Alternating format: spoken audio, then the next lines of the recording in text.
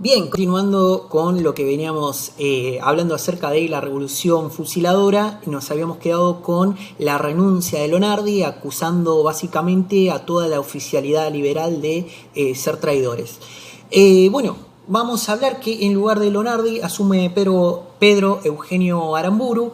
Va a ser Aramburu, si se quiere, el más fervientemente antiperonista. Y durante el gobierno de Aramburu vamos a ver ciertos gestos, ciertas medidas y actitudes gubernamentales y personales también contra el peronismo que van a ser muy exageradas, muy fuera de lugar, como por ejemplo durante el gobierno de Aramburu se prohíbe incluso nombrar a Perón, ¿sí? O sea, para darse una idea, no se podía decir Perón, se debía hablar de tirano prófugo.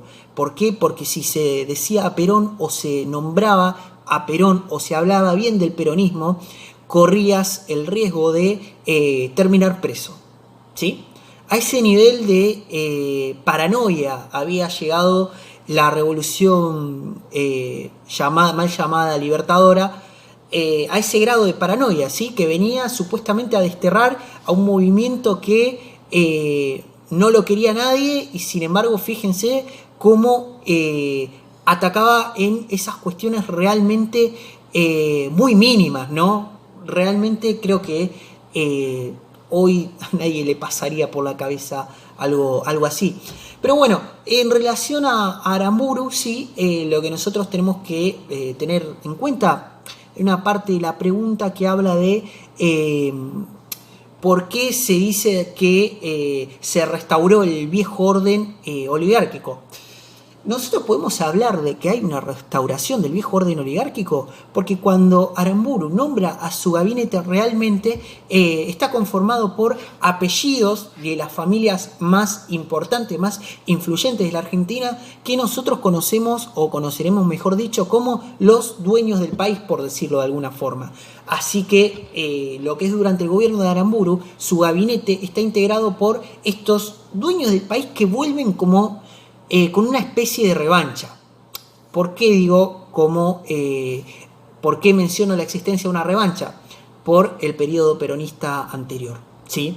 Es decir, ascienden o vuelven al poder estos dueños del país con una sed de revancha, ¿sí? Porque durante el peronismo no habían podido manejar a gusto y piacere ni la situación del obrero ni la situación del país. El objetivo de estos dueños del país, de estos amos del poder, era claro, suprimir al peronismo, suprimir toda identidad, toda referencia al peronismo y volver a ese viejo modelo agroexportador que ya había dado sobradas muestras de no estar a la altura de lo que precisaba nuestro país.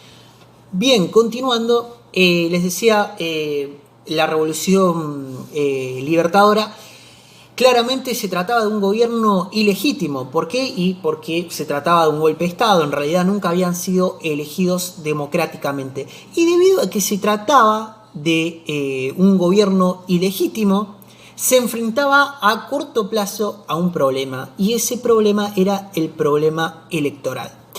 Por eso vamos a decir que este gobierno provisional, por decirlo de alguna manera, sabía y planeaba llamar a elecciones libres, pero previamente habiendo desmontado toda la maquinaria, todo el aparato social peronista. Vamos a decir que uno de los objetivos más importantes de esta revolución fusiladora era lograr la desperonización del país. Cuando hablamos de desperonizar el país, nos referimos precisamente a eliminar cualquier vestigio que haya quedado de el peronismo. Y en esta eliminación de cualquier vestigio que quedara del peronismo es que se produce de alguna forma, digamos, en línea con este objetivo, es que el gobierno desea abolir la Constitución de 1949, la Constitución peronista. Para lograr este objetivo, lo que intenta de alguna manera es convocar a elecciones constituyentes, es decir, a elecciones donde se elijan congresales para precisamente dar de baja, por decirlo de alguna forma, esta constitución.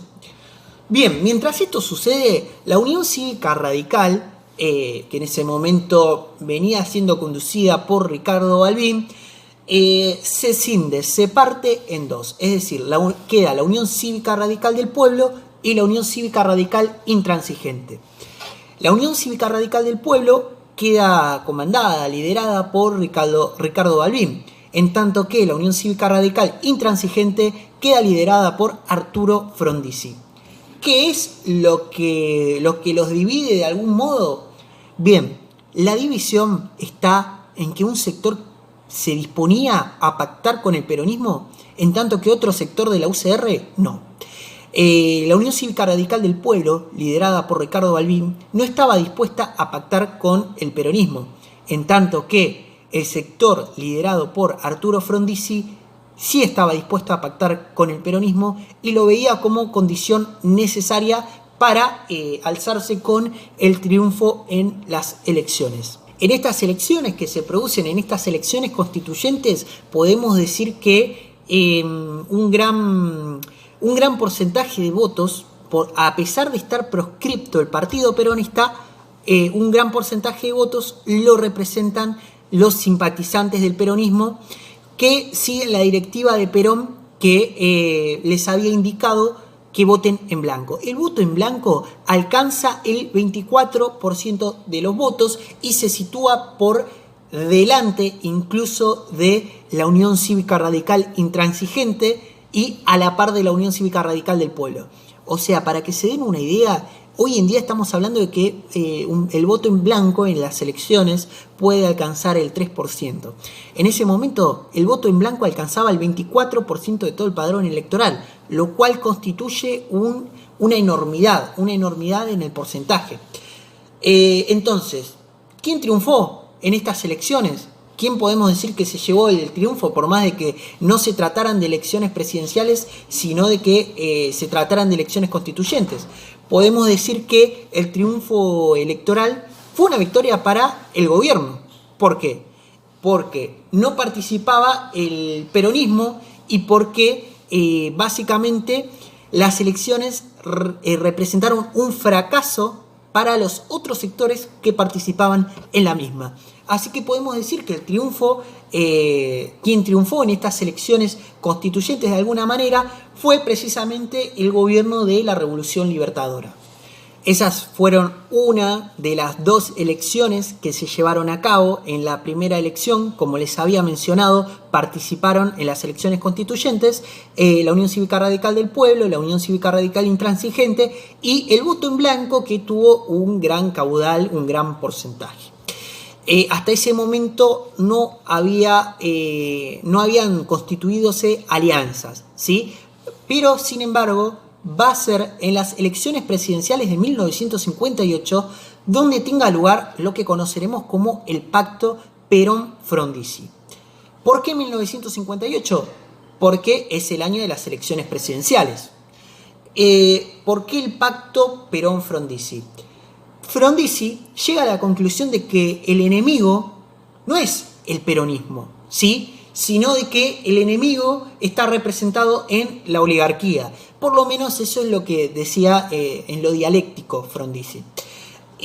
Así que intenta acercarse al peronismo de alguna manera, intenta sellar un acuerdo con Perón, que de hecho es lo que conocemos como el Pacto Perón-Frondizi.